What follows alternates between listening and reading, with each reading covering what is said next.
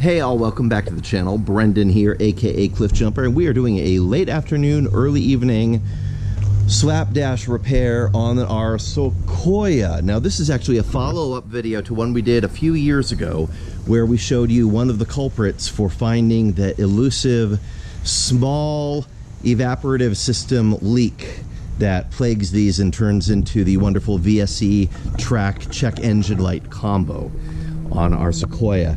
And what we had found was it was leaking out through the filler pipe. However, it wasn't really the filler pipe that was the issue. And some astute viewers and technicians have pointed this out on the comments of our previous video. I want to make a big correction because I did something very wrong in that video. What I did was remove the filler pipe, seal it up with RTV silicone where I found the smoke leaking out when we did a smoke test, and threw it back in there. Problem solved, right? No. Those vents need to be there for the purge valves to work properly. You see, this car has bi-directional purge valves in it. Let me show you. We have two purge valves. One lives right here. One lives right here. One of them, when activated, allows the intake manifold to suck in and recover vapors from the charcoal canister, which lives back under there. And we have replaced it. It's a fresh canister. Those do go bad, by the way, and they can cause all sorts of issues, and they have valves on them as well. But when this valve opens, it allows the intake tract to suck in the unspent fuel vapors, unburnt fuel vapors, recycle them, they go back in there, and everything gets burned up, and it's good for smog, and it's a good day. But that's only when it's called upon to do that. The rest of the time, this valve should be shut and not letting anything in. The other end of it is going to the fuel tank. So when the fuel tank gets too much pressure in it, it is going to allow this one to purge the pressure, and it goes back into the charcoal canister and captures those vapors down there in the canister. So it's one continuous system. Both of these valves need to work properly, and it needs that vent to be open here. That needs to be able to suck air in as part of relieving pressure and pushing the fuel vapors all the way through here to where it needs to go, because otherwise it would just vapor lock and it would not allow the vapors to go where they need to go. So I have erred greatly in sealing that. So I'm going to be pulling my fuel neck and unsealing it, undoing that work that I did. So I'm going to get rid of the RTV silicone blockade that I stuck right up here around the top of the fuel filler neck, clearing that out and making sure that it does breathe. So if you watched my previous video and you did likewise, I'm so sorry. Please undo that work. And I'm sorry that I caused you extra work.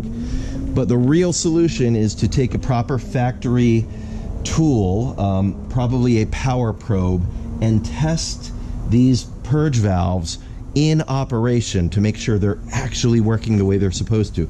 Here's the insane thing.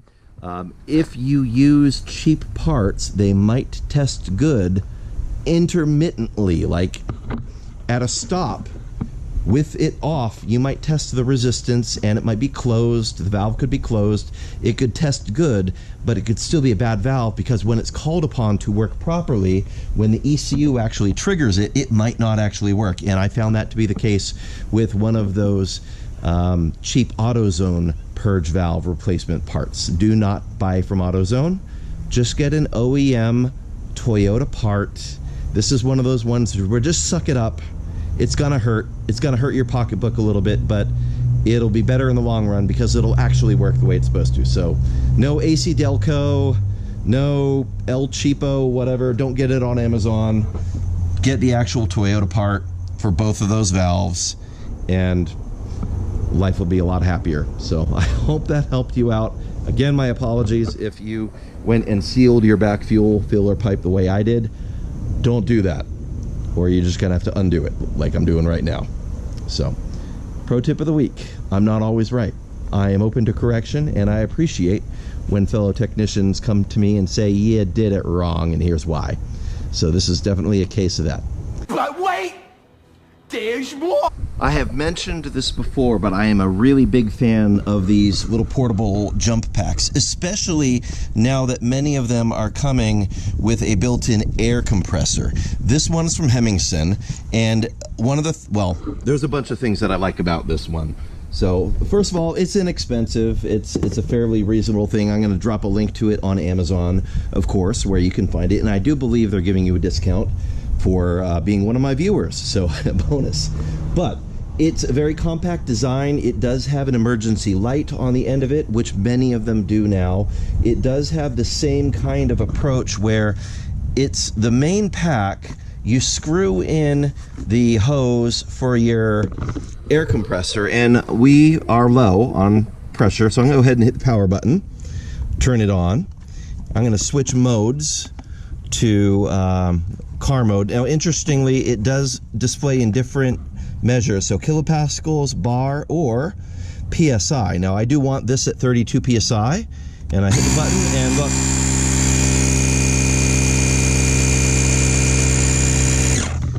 So I am at 23 PSI instead of 32. We're going to add some pressure to this tire and see how long it takes.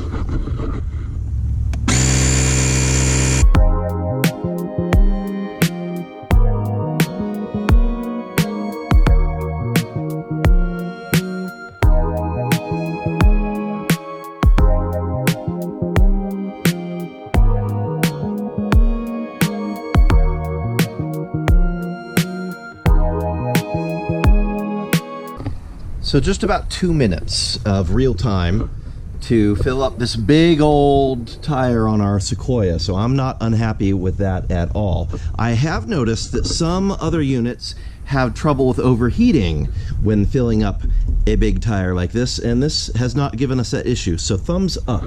The other things that I like about this, it does have the typical jump pack accessory, so you plug this into the end of it, and you can use it as a jump pack. Of course, you can use it as a battery pack for USB devices as well. If we go down here and peel back this cover, you've got USB-C, USB-A, a couple of USB-A's, and you've got an AC adapter port where you can plug it in to charge the unit. And then under this port here is where you plug in your jump start pack so that you can use this as an emergency jump pack. It does come with a variety of little air nozzles for the compressor. That's helpful. It comes with the USB-A to USB-C cable, so you can plug it into either device. If you've got a charging brick that's a USB-A or a USB-C, you can charge it up from that. That is a really nice feature. Most of them are not coming with something like that. And the best feature that I really like, other than that it works, and it's small, and it's lightweight, and it's portable, it comes with a carrying case. A lot of these units, I feel like they miss the mark because they forget to give us something to carry the thing around in, and Hemingson does have a carry case for us. So this just slides in nicely in there. Beautiful. And then there we go. That go in there. That can go in there.